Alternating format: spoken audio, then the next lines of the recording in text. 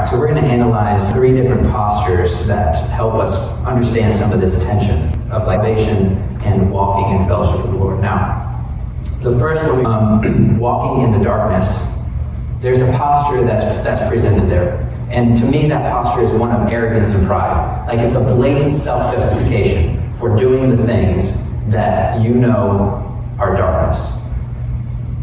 And it's a very different posture than the second posture that I think we need to have, which Paul talks about in Philippians 2:12, when he says, work out your own salvation with fear and trembling.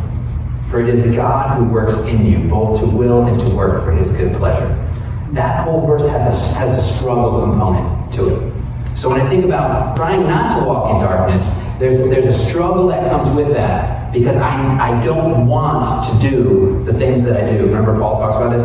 I do the things that I don't want to do, and the things that I do want to do, I don't do. So there's a wrestling component with that. But it's very different from just walking in darkness and acting like, oh, I'm fine, I've justified it, everything is okay. But there's also a third posture. You've got the pride posture, you've got the humility wrestling posture, but then you have this third posture, that's the pretender. And I think that is someone who is saying, you know, I've tried to break that habit, I just can't, it's just in me, it's just part of me. There just doesn't seem to be any way for me to resist the desire of the flesh.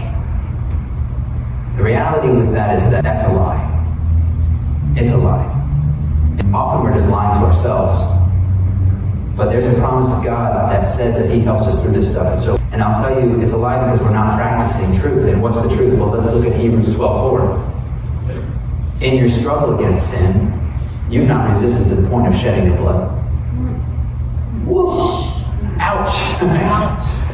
Like we can sit there and say, you know, I just have this thing. It's just this thing about my life that I do. I just kind of always do it. I always fly off the handle, or I always end up having too many drinks, or I always speak disrespectfully. And it's just a part of me, and I think people understand it and they're okay with it. I haven't resisted to the point of shedding blood. Now, none of us are perfect, and we know we're not perfect. But we should be honest about our imperfections.